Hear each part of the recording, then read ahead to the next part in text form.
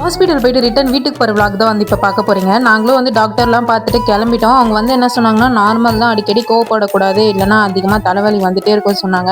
நேற்றே வந்து மூவி போகல, சரி இன்னைக்காவது மூவி போகலான்னு சொல்லிட்டு நாங்கள் போனோம்.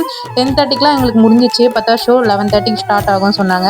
பைசன் வந்து இல்லை, டியூட் தான் இருக்குன்னாங்க. சரி ஓகே அப்படின்னு சொல்லிட்டு அந்த டைம் வரைக்கும் என்ன பண்ணுறதுன்னு சொல்லிட்டு மார்னிங்கும் சாப்பிட்டு வரல, அதனால ஹோட்டல் போய் சாப்பிட்டு வரலாம்னு சொல்லிட்டு இந்த ஹோட்டல் பக்கம் வந்தால் பார்க்கும்போதே ரிச்சாக இருந்தது, எப்படியும் ஹையாக தான் இருக்கும் அப்படின்னு சொல்லிட்டு ரேட்டு மட்டும் தான் கேட்டேன்.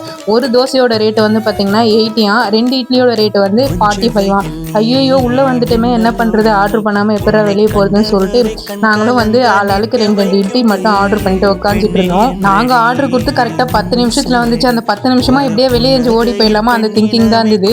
இதை பார்த்த உடனே எனக்கு இதுக்காடா 45 அப்படின்னு இருந்ததா. அதுக்கப்புறம் சாப்பிட ஆரம்பிச்சிங்க. டேஸ்ட் எல்லாம் அந்த அளவுக்குலாம் ஒன்றும் இல்லை, தள்ளுவண்டி கடையில் இருக்கிற மாதிரி தான் இருந்தது. இதில் வர அதெல்லாம் சாப்பிட்டுன்னு இருக்கும்போது எனக்கு ஒரே ஒரு திங்கிங் தான், எங்கள் ஊர்லலாம் ஒரு இட்லி 5 ரூபா தான், அப்படி 10 இட்லி சாப்பிட்ருந்தா கூட 5 50 தானே வந்திருக்கும்.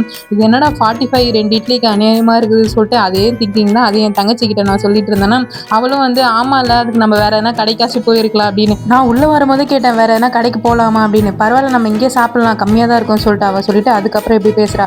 அப்புறம் மனசே கேட்காம 90 கொடுத்துட்டு நாங்களும் வெளியே கிளம்பிட்டோம். சாப்பிட்டு ஒரு 11:30 போல தான் வெளியே வந்தோம். அதுக்கப்புறம் தேட்டர் போகலான்னு இருந்தோம். அதுக்கப்புறம் வேண்டாம், ஊருக்கு போக டைம் ஆகுது சொல்லிட்டு நாங்களும் ரிட்டர்ன் கிளம்பிட்டோம். இன்றைக்கி வந்து மூவி பார்க்க முடியாமல் போயிடுச்சு. அவள் புலம்ப இன்னொரு நாள் கண்டிப்பாக கூப்பிட்டு போகிறேன்னு சொல்லிட்டு எப்பயும் போல அந்த டைலாக் சொல்லிட்டு நானும் அன்றைக்கி முடிச்சுட்டேன்.